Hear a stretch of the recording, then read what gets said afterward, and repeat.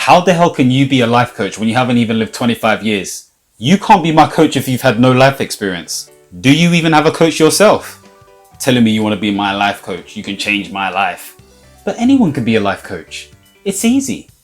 I'm just so passionate about being a life coach. Do you know what? In fact, I'm going to quit my job and start helping people today.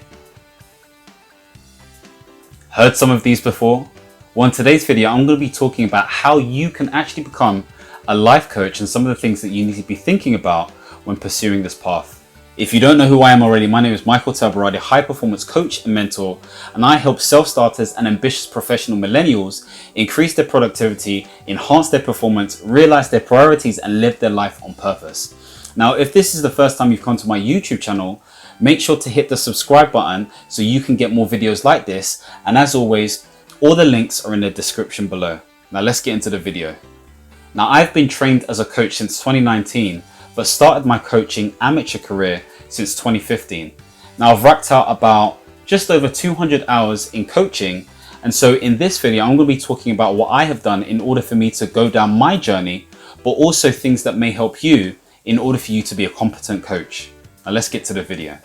Now, there are various different definitions of a coach, but really what I'm going to do right now is explain three main things that I've got from the book Coaching for Performance by John Whitmore in order to explain what a coach does.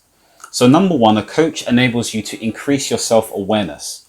Number two, they enable you to see what real options and choices you have in your life. But number three, they make you solely responsible for what it is that you're aiming to do. So unlike a mentor who has a specific skill set or experience in a certain field, a coach is enabling you to really unearth the potentials that you have within you, but allowing you to take full responsibility for what you're doing going forward. So people have so many definitions for this.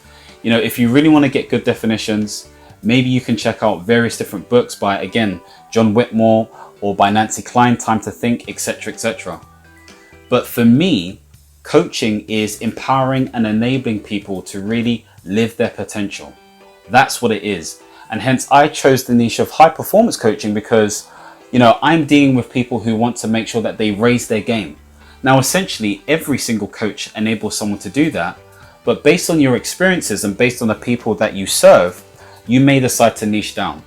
Now, when we think about where coaching came from, it's come from a combination of many different things.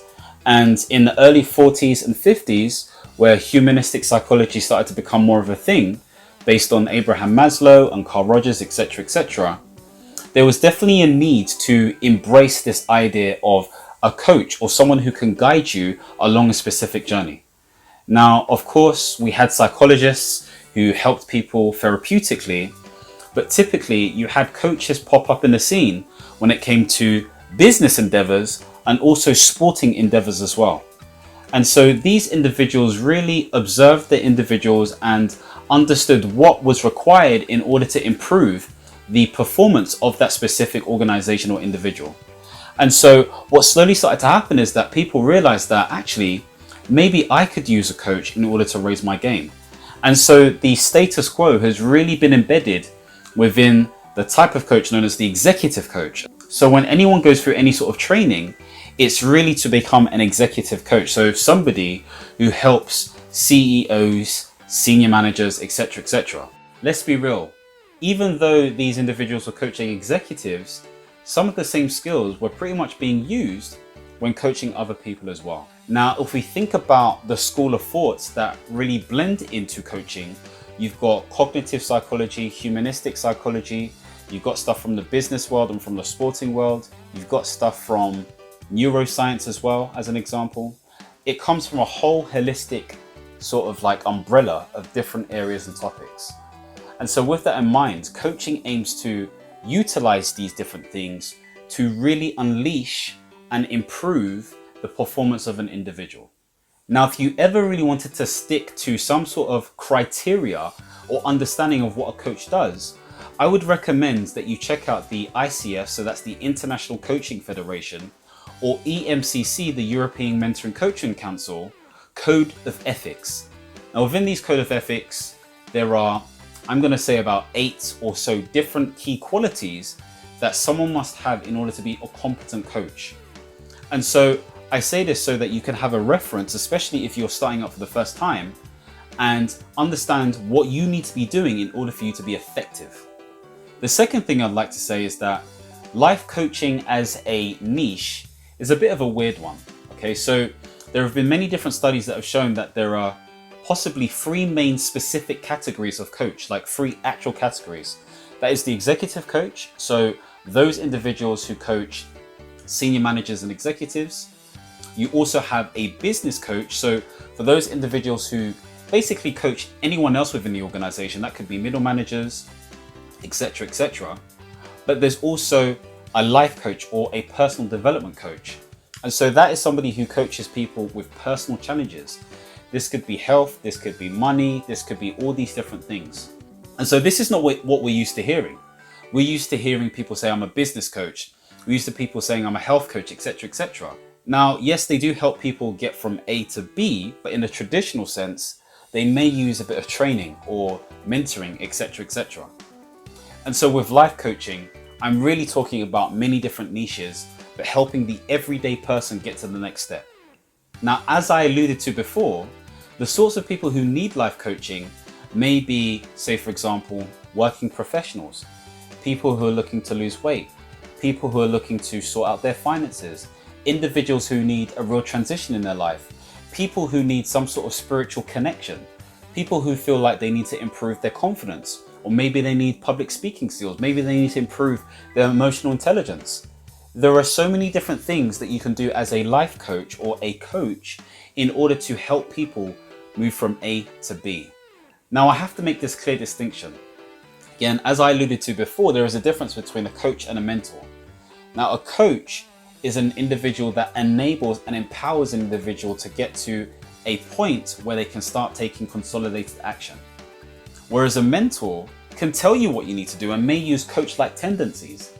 Now, remember producing a comparisons table between a coach and a mentor, so you can check this out. It may pop up here or here, not sure, you'll see it on the screen. And really this highlights the difference between a coach and a mentor. So you need to think to yourself, if you're looking to help people, do I fit the mentoring sort of category, which is based on me having a key set of skills and experience, so to speak, or do I fit the coaching sort of side of things where I really want to utilize a certain specific skill set? Now, of course, a mentor can use both, okay? But usually a coach doesn't use mentoring or directive sort of like means. They can use directive means, but we use this in very specific situations. Now, the sort of skills you need as a coach comes down to some of the following. Number 1, you need to be a deep listener or use active listening. What do I mean? Deep listening is where you're connecting with the individual and utilizing silence to allow the individual to express themselves. If you're deeply listening to an individual, you almost feel what they're going through. And so this is a skill that is developed by practicing. So for example, you should sit in front of another person and just listen to what they have to say without interruption. And of course, in your mind, you're thinking, I do know the solution to their problems. But 9 times out of 10, people come to that solution themselves. And so I remember doing this in my coach training. I had to sit down. This is an exercise we did where the person opposite me had to speak for 10 minutes and I could only say one thing once halfway through. It was difficult for me because I'm an opinionated guy. I wouldn't be in YouTube if I didn't have an opinion, you know? But with that in mind, it's like you have to flex that muscle. You have to learn how to be silent. I was almost going to say patient, but patience would ensue that you have a specific thing in mind. You have to follow the inquiry of the inquirer, i.e. the person who's doing the speaking. And so if someone's saying something and they say they want X, but they're saying something else after a sort of like moment in time, then you have to change the sort of questions that you pose to them. And so that comes to the next point, using effective and powerful questions. Effective and powerful questions really open up the individual. So using open questions that allow the person to express themselves rather than closed questions. Making sure that you're using clarifying questions so they understand what they're trying to say to the person, i.e. the coach. Making sure that you go down a certain sort of like structure, okay, nothing too structured, but structure that makes sure that you're actually coaching the individual. And we'll talk about that in a bit more detail. The next thing to talk about is having the right level of inner supervision. What does this really mean? This basically means that you're able to pick up on the nuances, the vibes, the tonation, the rhythm, the flow of what is being said and what is being done in front of you. You're picking up the whole aura and environment so you know how to respond. This is how you become a great listener. So it's assessing self, but assessing them at the same time, because then you can respond appropriately in alignment to what's truly being said. That's the difference. And so inner supervision is really important. And so this can be improved when you have the right level of reflection, maybe before and after your coaching sessions. If you have a dedicated person that you meet with on a monthly or quarterly basis, known as a supervisor, to help you improve your coaching skills by understanding yourself a bit more and understanding how you've experienced the coaching experience today. I would also say what's important is that you have to have a certain level of an encouraging nature. You need to be an encourager, almost a motivator, so to speak. But coaching is not just about motivating the individual, it's also about making sure they're enabled and empowered. And so there will be instances and circumstances where the coachee or the client may not necessarily be in the right state of mind. And so you as the coach recognizes this and draws them out in order for them to be in the right standard or mental space so that it can be an effective session, but more so, they can be effective outside of the session as well. So it's really important to understand. And you'll realize you'll go through a series of non-directive techniques to sometimes directive techniques where you're telling them a bit more what to do. In this next bit, I'm going to be talking about the flow and the structure of coaching. So sometimes if you're coaching individuals within an organization, you'll have a sponsor, you'll have the client, and you'll have the coach. And so sometimes the sponsor, i.e. the organization that is funding the coaching, wants that individual to be coached. Or sometimes the client has come to you and that's usually an executive of some sorts or a manager. And so with that in mind, you may have at the beginning a session, a contracting session as it's called, with the sponsor, the actual client and the coach. And this is really outlining the expectations. So thinking about what are the objectives of the coaching session? What are the success metrics? What are the expectations? What does the governance look like? You as the coach have to be clear about what it is that you are willing to do and what you're not willing to do. Because sometimes they see coaches as individuals who can create a quick fix or either cover up something based on what they're inevitably going to be doing anyway, okay, with that specific client. So say, for example, this client is underperforming. They know they're going to get rid of this person, but bringing in a coach is the last resort that they're willing to sort of like utilize, so to speak. And so you have to be very mindful and conscious of this. You have to be mindful if you're going to take on that work or you're not going to take on that work. In addition to that, with that sort of like tripartite session, you may also have a contracting session with the client one-to-one just to understand what their needs are. And sometimes, and usually, their needs are linked to things outside of the working environment. And so those are things to bear in mind. Now, obviously, I've highlighted the executive coaching world, but there's also the independent life coaching world. And so usually what happens is, let's say, for example, you're drawing people in through marketing techniques such as initial free consultations or free coaching sessions, or this is through your social media, such as YouTube as an example, or your Instagram. People will come to you with an inquiry. And so you emulate the same thing. You have a contracting session where you speak to them over the phone or over Zoom, and you go through the different expectations. So what it is they're actually trying to solve, what problem are they trying to solve, what is the specific purpose of these sessions. So let's call that purpose, that whole section. So what they're trying to do, aims and objectives, success metrics, etc., etc. Then the next step is really about understanding what is coaching, what are the expectations, etc., etc. So really important to understand that. So let's just call that expectations, okay? And then the last part is practicality. So what do the logistics look like? How regular are the sessions? How much the session's going to be? How long are the sessions? What is the frequency? What platform's going to be used? All of this stuff is really important when it comes down to the contracting session. And so if you're smart, you'll give them an agreement that they have to sign that includes some of this information and a bit more. And you will also want to show the code of ethics that you're sort of working towards, as I stated before. So these are some of the things to think about when you're starting your sessions. Now, as you actually have your first session, okay, you may want to have some sort of assessment that really sets the scene. So this could be a survey or questionnaire. This could be a personality test. There are so many different things that you can do in order to basically set the scene and understand that specific person for these sessions a bit more. Now, you don't want to do this survey or questionnaire or personality test just because you want to do it. There has to be a purpose behind it. So this is why it's important to understand your sort of client and what sort of coaching you are offering for that individual. Once all of that is done, you'll go through, let's say, a series of 6 monthly sessions, okay? Each session lasting 1 to 2 hours. You can charge per hour, you can charge per session, that's totally up to you. Most people use a model known as T-GROW in their coaching sessions, which stands for topic. So what is the topic that they want to bring to the session? Goal, what's the specific outcome that they want from this specific session? R, the reality. So this is where a lot of the coaching is happening. So they're talking about their situation. You're asking them good clarifying questions. You're really sort of trying to understand the scene that's in their head and getting them to describe the journey that they're on. O, really highlighting the options that they have, good or bad, but thinking makes it so. I said that so weird, but anyway.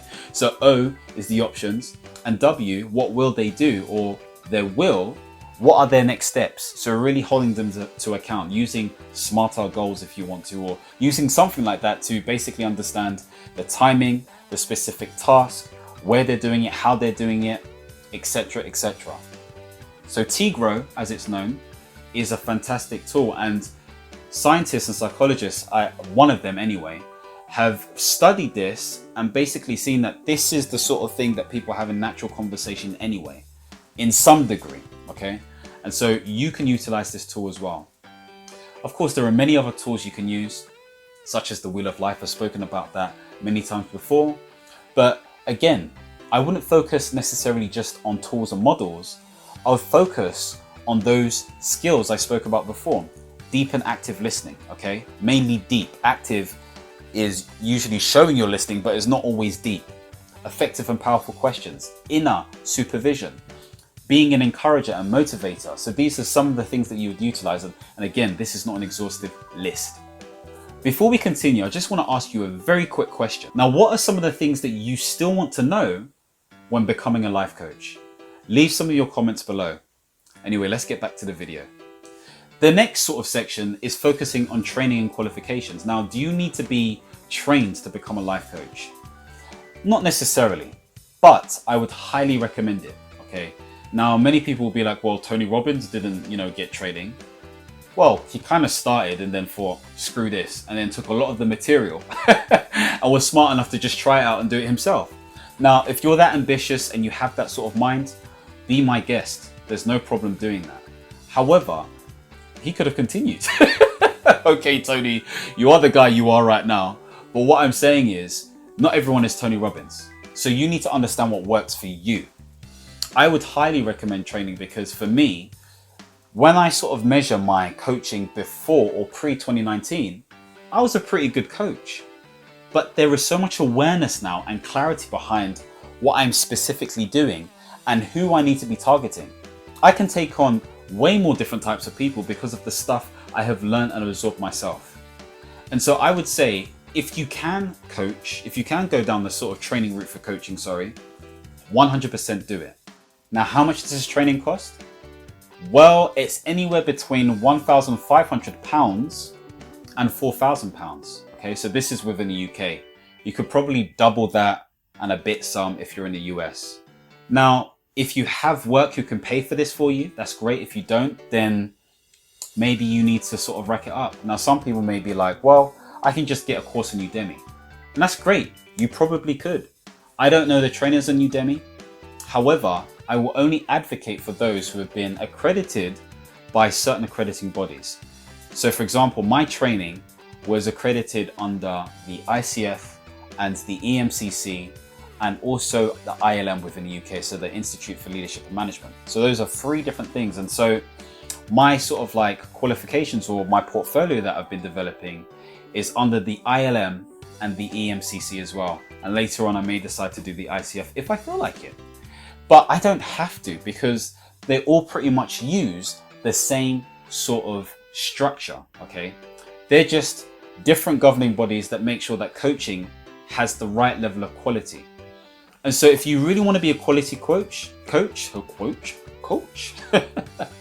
like a little song I could make from that. Anyway, if you really want to be a quality coach, I would highly recommend that you go through a thorough, rigorous, proper training program, because I believe that everyone should do a coaching program, because I feel like it's a life or personal development thing, you know, so really consider taking on the training. Again, as I stated before, qualifications or governing bodies are usually under the ICF, the EMCC, the ILM within the UK. I think there's something known as the ACSTH or something like that. There are loads of different ones. You can do your research and see what fits within your organization, your company, or within your geographic area as well. Now, previously, I spoke about supervision. Now, this is usually hiring someone who can actually supervise you when it comes down to your coaching. So what does this really mean? This is somebody who's trained and skilled at identifying how you can improve the inner game. So really, this inner game is assessing how you respond based on that environment that I spoke about before when you're coaching. There is this formula known as performance equals potential minus interference. Okay, so it's looking at the interference and looking how that's distorting your potential in order for you to be a high performer as a coach. And so getting a supervisor can be crucial. And so you can get a supervisor either through the organization that you did your training, or you can find them independently as well. Now, do you need one? Again, none of this is need, but it helps you raise your game as a coach. Of course, I will always advocate for individuals who maintain a portfolio as well and have some level of continuous professional development. So this could be reading books, even watching YouTube videos, doing further training, doing other types of coaching or some sorts, or facilitation or ALS, action learning sets, etc., so that you have an awareness of how you're developing as an individual.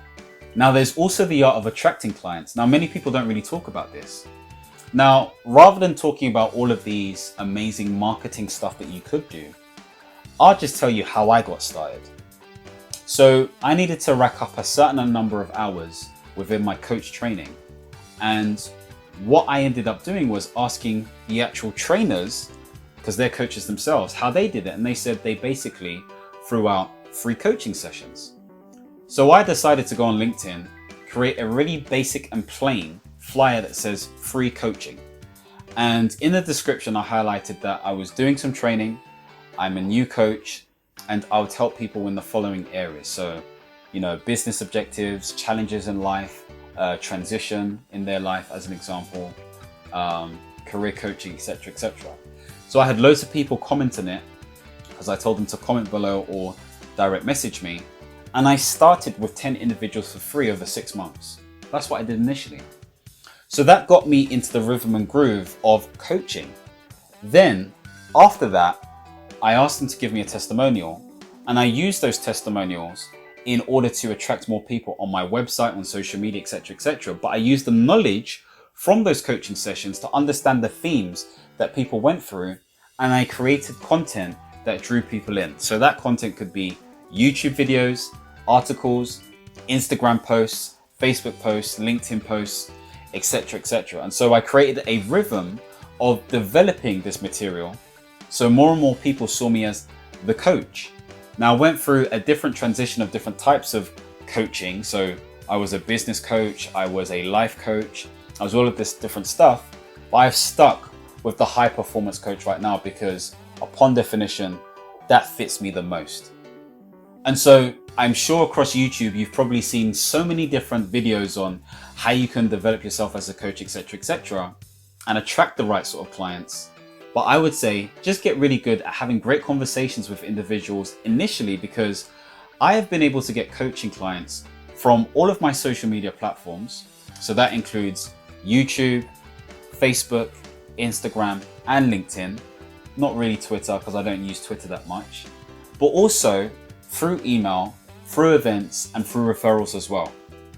And so that shows that if you're consistent, you're going to attract the right sorts of people. Now, I may be spreading myself too thin, especially for some people who are not used to creating content, etc., etc. But you have to find an angle with this. You have to find a platform or understand where your audience is at so you can be there and really show your value. I haven't been pushy. I've never sort of like basically said I'm actively looking, although there are promotional stuff that I put out there, but people have come to me, people I don't even know. And so that's the beauty of this game. Now, if you're looking to get into this game and you want to quit your job or you want to make full-time money, I wouldn't recommend only coaching. I would recommend you have a blended sort of like relationship in terms of your business, and maybe you have an element of group coaching or group mentoring. Maybe you go down the training route. Maybe you create an information product. So I say all of this so you have something sustainable and something substantial to go with before you think about quitting your job. But I would start off with coaching so you understand your audience and you have an angle. Because if you don't understand your audience, if you don't understand who you're helping, then you can't, well, you can, but it doesn't make as much sense to create a digital course or product or program that doesn't really tailor effectively to the needs of your audience. And that's it. That's pretty much everything that I want to talk to you about coaching. Pretty long video. Now, I may end up doing a course or an event around some of this stuff, but if you're interested in becoming a life coach and you want to understand what you need to do from A to Z, then book a free breakthrough session so we can actually go through some of this stuff and we can see whether you can become a competent and effective and impactful coach for your community. Now, coaching is a fantastic tool, especially for improving your communication and influence. And upon reflection, I realized that actually the stuff that you learn as a coach is the stuff that you learn as a leader. And so in the next video, I'm going to be talking about how you can improve your leadership skills and be effective and competent as a leader in the 21st century. If you want to check out that video, make sure to subscribe and hit the notification bell. And as always, understand, reach, and expand. Peace.